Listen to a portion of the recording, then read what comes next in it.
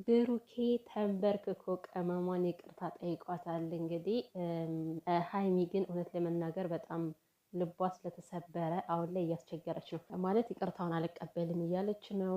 የምትፈራው ነገር አለ። ሲጀመር ነገሮች ግልጽ አልሆኑም ብላ ስለምታስብ ነው።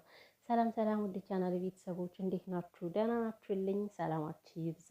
እና በነገራችን ላይ ይሄ ቪዲዮ ስንቴ ተቋርጦ እንደተጀመረ አጠይቁኝ። በደንብ እያያችሁ ከሆነ ቪዲዮ ማለት ነው መሀል መሀል ላይ ቁርጥ ያደርጉታል ማለት ነው። ከዛ ደግሞ መልሰው ይቀጥሉታልና ሀይሚና ብሩኬ መቼም የሚለያዩ ሰዎች አይደሉም።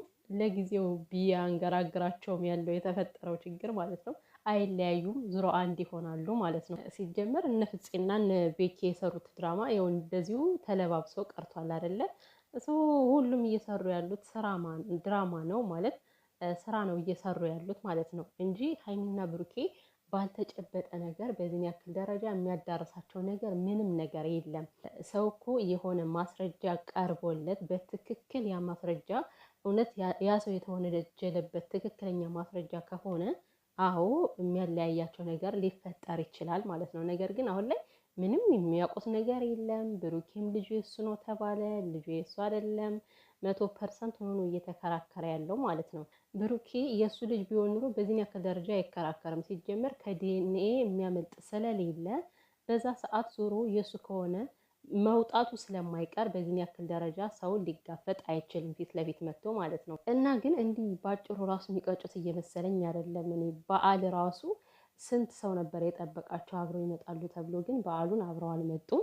ሁሉም ተለያይተው ነው የዋሉት ማለት ነው። እና እንግዲህ በትናንትናው ዕለት ያው ከእግሯ ስር ተደፍቶ ይቅርታ ጠይቋት ነበር። ቅመሟም እምቢ ብላለች፣ ጥላው ሄዳለች ማለት ነው።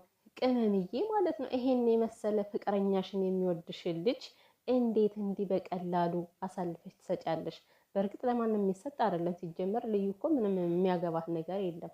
እሷም የሆነ ፍቅር ምናምን ስላለባት ነው የመጀመሪያ ፍቅሩ አልወጣላትም መሰለኝና በዛው በድራማው አሳባ ሁለቱን ለመለያየት ፈልጋ ነበር። ግን የማይሆን ነገር ነው። ሀይሚና ብሩኬ የሚለያዩ ሰዎች ስላልሆኑ አይለያዩም። ነገም ዛሬም አይለያዩም። የፈለገ ነገር ሊጣሉ ሊደባለቁ ይችላሉ። ጊዜ ሊወስድባቸው ይችላል። ነገር ግን አይለያዩም ማለት ነው። መልሰው ይታረቃሉ። እና እኔ እንደዛ ማለት ብሩኬ እንደዛ ደገፍ ብሎ ቆሞ ሲያወራት ምናምን ማለት ነው እነሱ የተጣሉ ይመስላሉ። ይገርማል እኮ። እና ቅመምዬ ማለት ነው ያው ይቅር ባይ ልንል ይቅርታ ልብ ሊኖረን ይገባል። ይቅር በይው። ነገሮችን ደግሞ አብራችሁ የበለጠ ታስተካክላላችሁ ብዬ ተስፋ አደርጋለሁ። የምር ማለት አሁን እሷም ለብቻዋ ተጎድታ እሱም ከዚህ ጋር ይቅርታ እየጠየቀ እንደዚህ የማይሆን ነገር ነው። ግን ይቅርታ ተባብለው በአንድ ላይ ቢሆኑ ነገሮች በአንዴ ፊክስ ይሆናሉ ማለት ነው። እና ቅመሟዬ ይቅርታ አድርጌለት ማለት ነው። ለማን ብለሽ ነው ባልተረጋገጠ ነገር እንደዚህ ያማረ ህይወትሽን የምትበጠብጩ እንዴ? እች ልጅ መታ ብጥብጣ አደረገችው እንጂ ሀይሚና ብሩኬውን አዲስ አበባ ሳሉ የነበራቸው ህይወት አያስቀናም የነበረ። የምሬን እኮ ነው። ላይክ መንፈሳዊ ቅናት ማለት ነው። በጣም ነበር ደስ የሚሉት።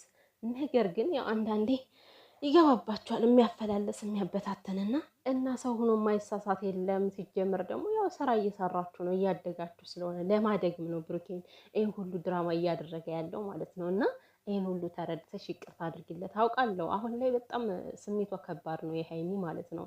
በዛ ሰዓት ያነባቻቸው እየተከፋችባቸው ልቧን ሰብሮታልና ነገር ግን እኔ ብሩኬ ቀድሞ ነገሩን ለጋሽ እያሳውቀዋል። ጋሽ እያሁን ሀይሚን ነው እየተጫነ ያለው ተይ ነገሩን አብርጅ እያላት ነው ማለት ነው። እሷ ደግሞ ጋሽዬን ልሰማው አልቻለችም። በነገራችን ላይ አንተ ስለምትወደው የኔን ስሜት መረዳት አልቻልክም እያለችው ነው ሀይሚ ማለት ነው። እንደዛ ሳይሆን ለአንቺ የሚጠቅምሽን ነገር ላይ ነው ብሩኬ ማን ነው ጋሽዬ ስለ ብሩኬ እየተከራከረ ያለው እውነቱ ስለገባ እውነቱ ስላወቀ ነው። እና ቅመሟ ልብሽን መልሹ። ብዙ ሰው እንድትታረቁ ይፈልጋል። እና ደግሞ በቃ ይለያያሉ ብላችሁ ደስ ያላችሁ ሰዎች ደስ አይበላችሁ። የምሬን ነው። የፈለገ ነገር ቢሆን ሀይሚና ብሩኬ እንደማይለያሉ ልነግራችሁ ይፈልጋል። አይለያዩ።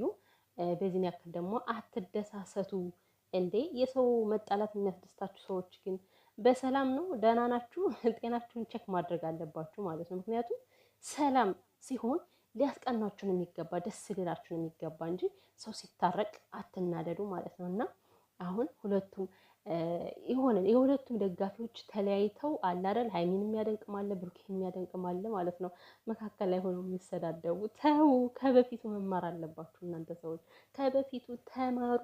ስንት ነገር ተዳርሳችሁ ሀይሚና ብሩኬ ታርቀው ከዛን የመሰለ ቤት አብረው እየኖሩ ነበረ ማለት ነው። አያችሁ አይደለ? ስለዚህ እነሱ የሚለያዩ ሰዎች አይደሉም ልላችሁ ፈልጌ ነው። ለማንኛውም ቅመሟ ልብሽ መልሽው፣ ታረቁ። አንቺና ብሩኬ የመቼ የምትለያዩ ሰዎች አይደላችሁም። ብሩኬ ደግሞ ማለት ነው ዳር ዳር አትበል በቃ። ከዚህ በኋላ እኔ ብሩኬ ላይ ራሱ የሆነ ከባድ ስህተት አለ አሁን ላይ ማለት ይሄ ዳር ዳር ማለት አያስፈልግም። በትክክል በቃ ፍቅረኛ አድርገህ ታገቢኝማለሽ ብለህ ጠይቃት፣ የምትጠይቃት ከሆነ በስነ ስርዓቱ ፕሮግራሙን አዘጋጅተህ ማለት ነው በቃ ታገቢኛለሽ ወይ የኔ ፍቅር ብለህ በትክክል ፍቅረኛ አድርጋት ማለት ነው። ያ ቀለበት ይቅርና ሌላ ቀለበት የፕሮሚስ ቀለበት ገዝተህ አድርግላት። ለቀመሙ አስደስታት፣ እስኪ አስደስታት።